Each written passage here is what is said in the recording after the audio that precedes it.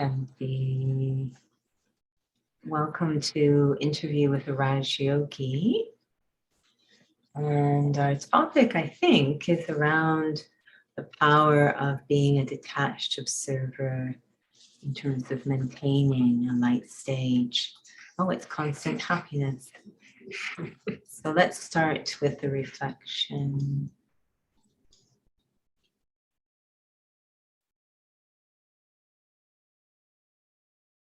As I sit here, looking out through the physical eyes,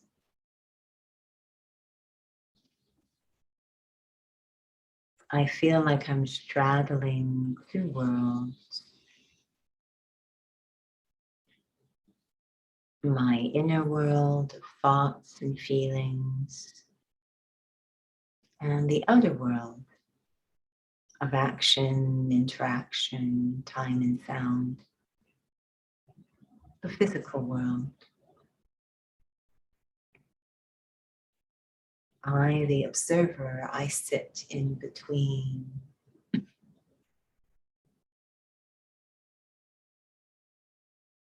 Sometimes I'm pulled outwards,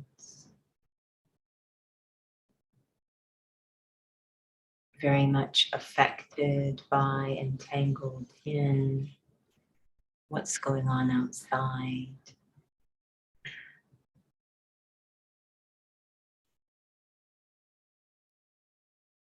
But sitting here quietly, I feel like I have more choice, that I can go inside, let my state be shaped by the inner spiritual resources of the soul. And go deep inside, not to escape, but to empower the self, center the self.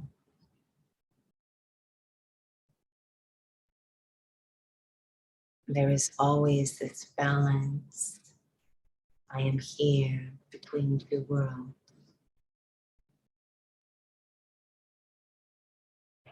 I cannot escape either.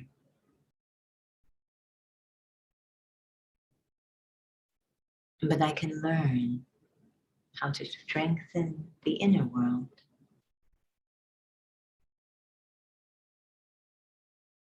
to shape how I move through the outer world.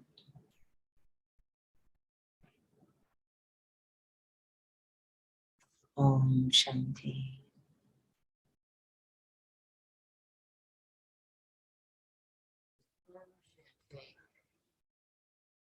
And welcome to Interview with the Raj Yogi. So next topic, perhaps maybe we'll actually read out what the topic is about. It's very lovely, actually. In order to be constantly happy, observe every scene as it's attached to the observer.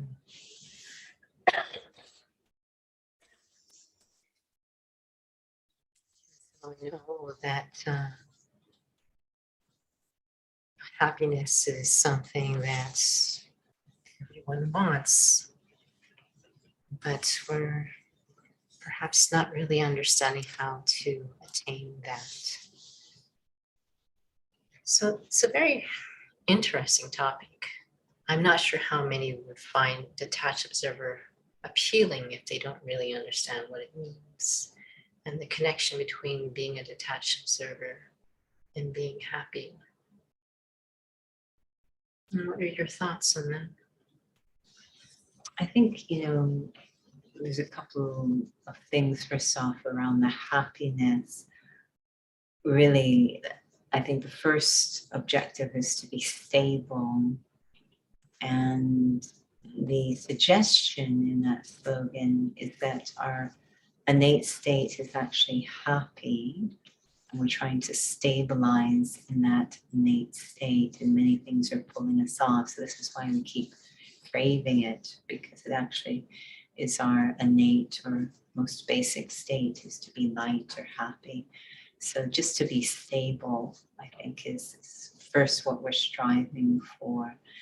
And as I was thinking about the slogan, I kept thinking about the actor in the play and the idea of an experience I had where I was standing in the wings. I wasn't actually in the play. I wasn't supposed to be backstage, but they let me go backstage. So I was backstage standing in the wings. And it was a really interesting experience because you're very aware it's a play and you're watching it not from this uncaring place, but from a different place. And I could actually see the audience. I could see the faces of the audience, their facial response to what's going on, even though the audience also knows it's a play, but how they become entangled in it. And you were really exposed to every single perspective around the play from this particular position that was actually very neutral, if you will. So, and that allowed one to remain very stable, very light. So it's really to stand in a position that understands everything. That's what I think of as detachment. Is a position with full understanding that I'm not blind or deceived or entangled or only a piece of the equation, that I have full understanding of what's going on. So it's very different from, I think, what many think detachment, this idea of not caring. It's actually quite the opposite. It's full understanding. So two aspects in terms of happiness. When you mention that about stability, that even the word happiness, do we perhaps maybe have ideas of what that is, like we do with peace? Definitely, I think with both peace and even more so with happiness, we think of it as a reaction to something.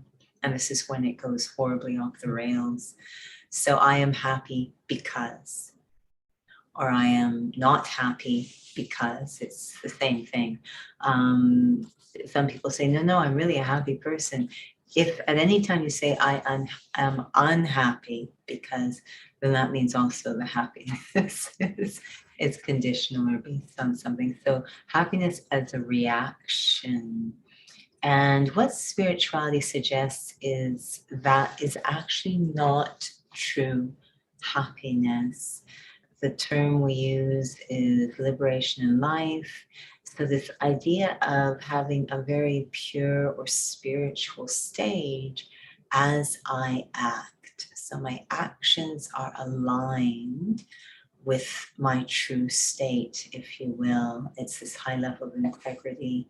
When I operate in that very high level of integrity, spiritual integrity, that creates happiness. When I don't, then there's unhappiness. So it's very much connected to my internal state as opposed to a reaction to some external situation. So is that what you mean by the stability piece? Because I can maintain that integrity. Yeah, so if I can stand in that place, which is very, we like the words grounded or centered, very connected to my true spiritual state, and observe from that place, this is really detached observer, but also what will maintain that stability. Now, I mentioned there's a second part to this aspect of happiness in terms of our ideas of what it means. I do recall, and it's mentioned quite a bit in the study of that piece. A better word in Hindi is mukti, which means liberation. And then happiness is jivan mukti, which is liberation in life. And if you could clarify that, because again, as mentioned, we have ideas of what happiness is, and I'm not sure if souls would really understand what that means. I think when we hear the word liberation, it means freedom. So it's quite interesting because the words liberation, freedom, detachment, and purity are all synonymous in spirituality. They actually all are describing the same state. But again, because we use the terms in a physical way, they land up having very different feelings for souls. But spiritually speaking, they're all pretty much the same thing. It's all about letting go. And when we say letting go, we're letting go of something specific. We're letting go of illusion. So I am freed from illusion. When I'm free from illusion, that's a very pure state. That's a very free state. So completely free of any illusions, thinking that anything temporary can define me or belong to me. This is an illusion. So when I'm free from that illusion, this is liberation. And if I can operate in that state, that's liberation in life. I'd like to just repeat this lovely slogan, which I've inspired tonight's session. In order to be constantly happy, observe every scene as a detached observer.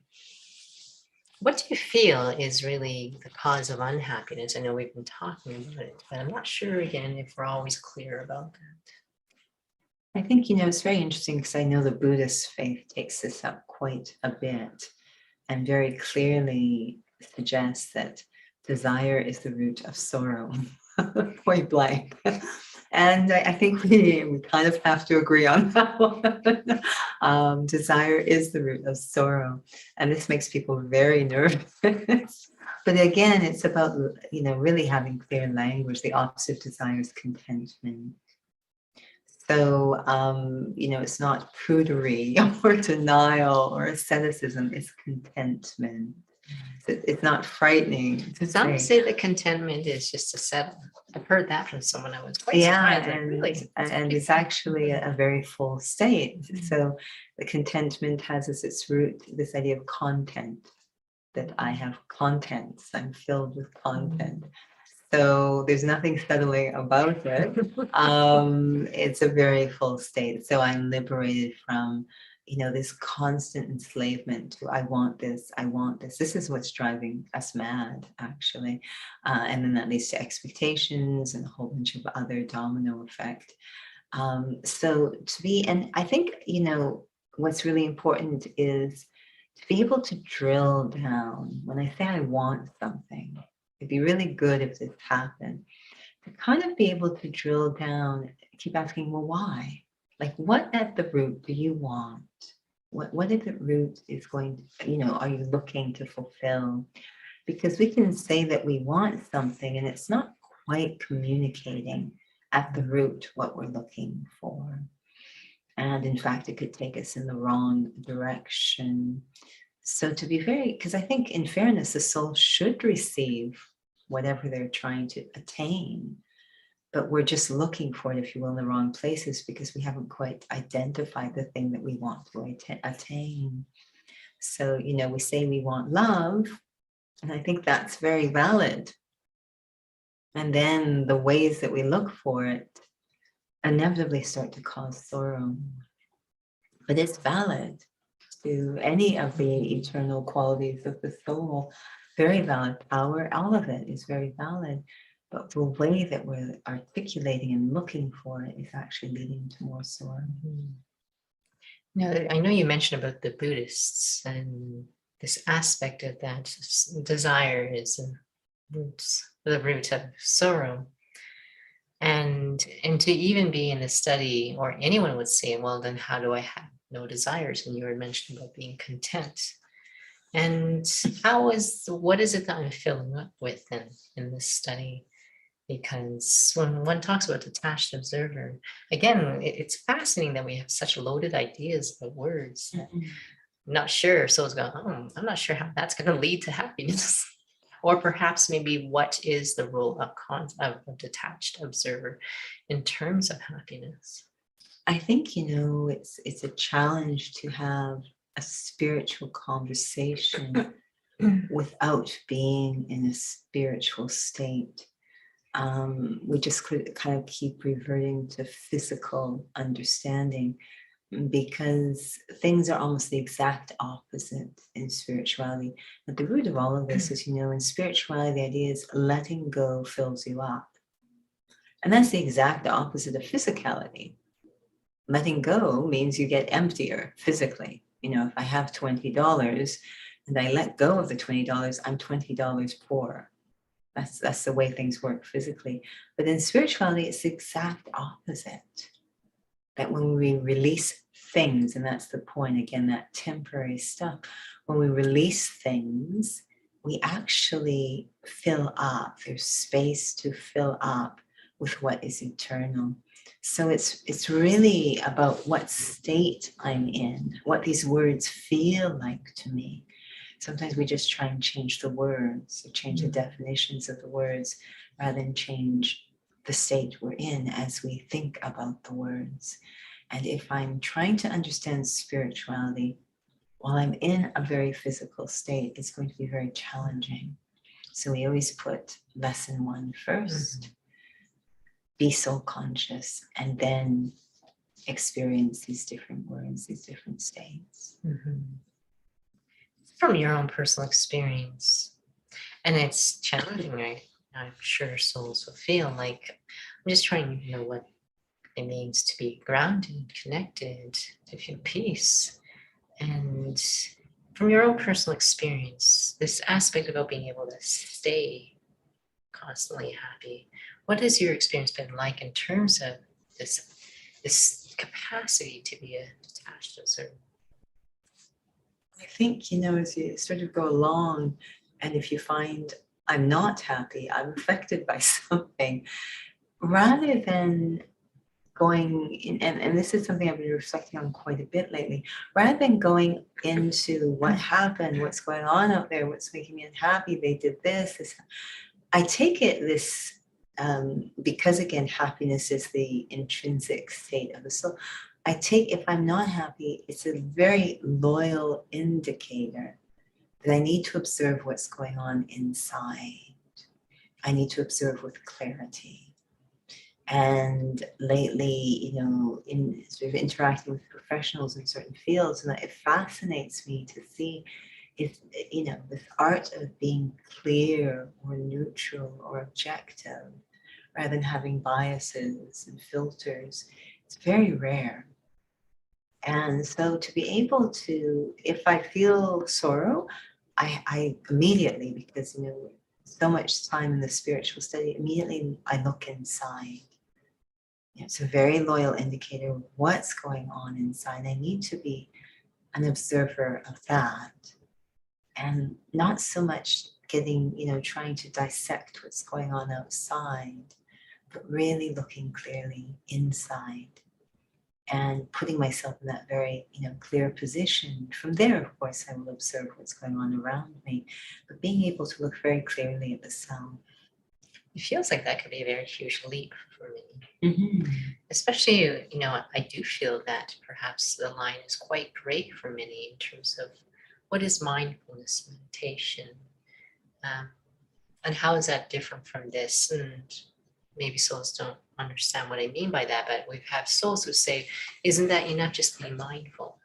Just, to be certain situations and be mindful of what's going on inside. Oh, I reacted. I have to be mindful. I need to be watching up there, be mindful of what's happening. I think in some ways it always comes back to what position I'm standing in as I'm doing that. It's a great skill to develop, to be able to be very intentional and observant. But if I'm doing it from a crazed and angry place, it's really, I'm still feeling a victim or blaming. It's not that powerful.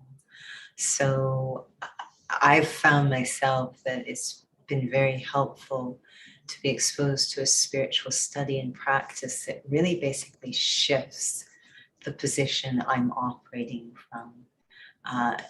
That yes, I have to be mindful, but I'd like to be mindful from, as we say, a soul conscious place rather than, the same place I was originally, because it's very difficult as things become more intense for that to be enough. Because many do feel peace from mindfulness.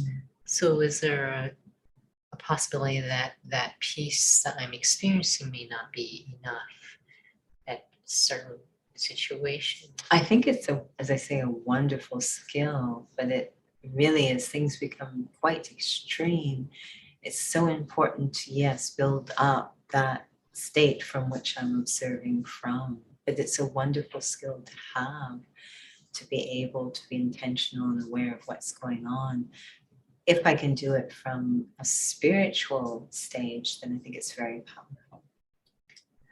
So this aspect you had mentioned earlier, actually at the very beginning of our interview, that it's that happiness is our true nature. So it feels like that one also needs to then have a meaningful experience of what it means to be a soul. And yes, when we talk about happiness, we're talking about detachment observer. These are all capacities of me, of who I am. Is it possible that I could really be just dissecting the whole thing? Okay, I need to focus on happiness. Oh, wait, I have to focus on detachment, and kind of lose a point if I'm not really feeling what it means, this wholesome awareness of being a soul. I often think of soul consciousness and detached observer as one and the same thing. And again, the position I'm doing it from, these are natural things that happen when I'm soul conscious. So I really can't separate the two. They're synonymous to me. Mm-hmm. It feels like we have developed through time, perhaps maybe acquired experiences of what happiness and peace are. I think that if we are very much entangled in what's called the temporal, then yeah, we sort of patch together a sense of peace and happiness that is compatible with believing that I am temporary and, really quite immersed in what is temporary. We kind of patch together an experience of peace and happiness, but eventually it starts to fall apart because the temporary will change. Well, again, there's just looking back at that slogan. Mm-hmm. In order to be constantly happy, it can be quite I know we were talking about this leap to be able to feel that there's a connection between detachment and happiness. Your personal experience, what has your experience been like of soul consciousness in the beginning? Would you feel that you would have linked it to happiness for yourself?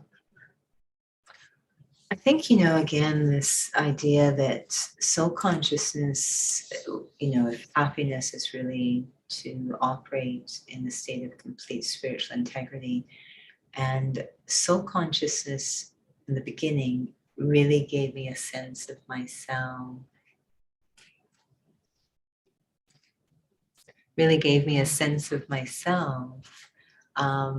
which is taking us, bringing me closer to that spiritual integrity, and actually I'd like to think, a healthy hunger. I would like to be in this state in every situation.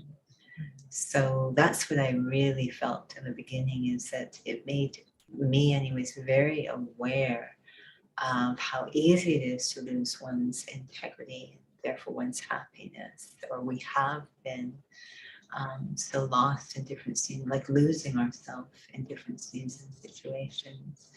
And again, the example that we use of the actor in the play is really what this is talking about, to be this, it says, in every scene. In every scene, I remain aware that I am an actor in a play or soul conscious, so that my stage remains stable, whatever the scene is. I'm not losing myself in that scene or losing reality in that scene. It's just a play.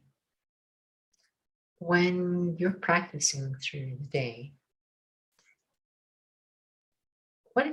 has your experience been like being able to know if you're responding versus reacting? Because sometimes we might be trying to be peaceful, but it's not the real thing. Is there an increased sensitivity of when my feelings feel real? I think, and that's a piece of what I connect to detached observer. It's very, very peaceful. And, if we say that peace is mukti or liberation and happiness is jivan mukti or liberation life, it's really saying, peace while operating, while acting. And, this deep sense of peace has been the litmus paper for me that I'm in a real place. And rather than I'm just trying to cope or manage the situation or follow the directions, I'm supposed to be a detached observer. But this stage of detached observer is very peaceful, and peace is the integrity of the soul, is our innate nature. So that's always sort of been the indicator that I'm in, the right place, is that there's this deep sense of peace. Now, it was something that you just mentioned, that peace is the soul's natural nature. Then is it possible to really actually just really focus on true sense of my innate self, this experience of peace and happiness is natural, especially as you were mentioning that we don't realize that the way we experience peace and happiness is a reaction. And I feel that sometimes souls may even look at the word happiness and be quite superficial, not them looking at it, but what happiness means. It might be quite bubbly. It's something happens and one's very elated. That even just I chose it on purpose for the title to be constant happiness, because for some they might feel that how is that even possible? Yeah, no, I'm sure it sounds quite impossible when we say constant. But if we were to sort of suggest, all this time we're suggesting happiness is about maintaining spiritual integrity of the self, what the title really is trying to do is to constantly be myself. I think we'd all like that to be the case, that I'm constantly myself. And that begs the question, which spirituality explores, of, well, who am I? But to be very, and that peace again is the main indicator that I am grounded in the sense of self, I the soul. So am I constantly myself? Rather than saying maybe constant happiness, but I think we'd like to constantly be ourselves, that spiritual integrity. That's a journey for souls. I remember when I was very, very early on in this study, and I was actually at another center. It must have been only a year or two. And I remember the senior student says, just be yourself. But I remember I was like, I don't even know what that means. Mm-hmm. Yeah, I think it's definitely what we would like to do. But if the even basic sense of self isn't clear, and this gets into very sensitive territory, I don't think people like us to poke around on the identity, but what spirituality is suggesting is that we are spiritual beings. So am I having that experience of myself as a spiritual being? That most basic thing. And then a lot of things will happen naturally from that experience. I enjoy just to know that if I have a very clear sense of that litmus paper, to know if I'm moving in the right direction, and to even perhaps have a healthy relationship with what peace is. And this aspect of being grounded, connected, stillness, that these are a very different experience when I'm actually in that awareness of being a soul. Mm-hmm. So we will have a little reflection.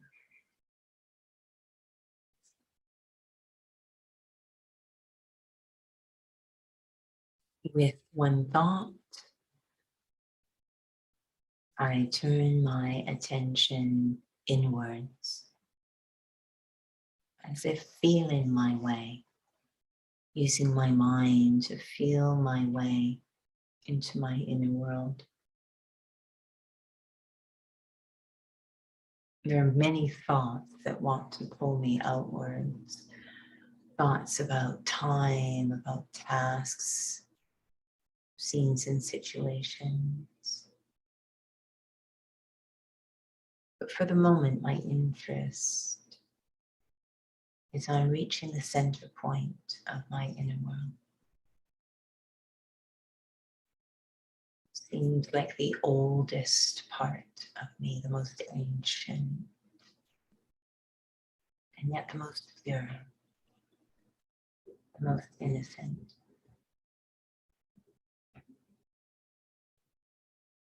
This is the space underneath all the layers I have accumulated around my identity. The very core is my true identity under all the layers. And that core is the source of peace and happiness, that true identity.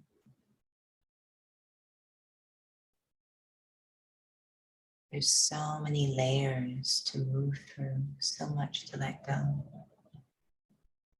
Just reach that center point, that truest sense of self.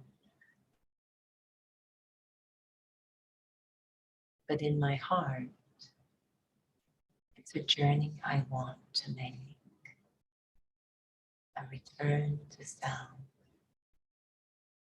that most ancient and most pure sense of self, just I, the soul. Om Shanti.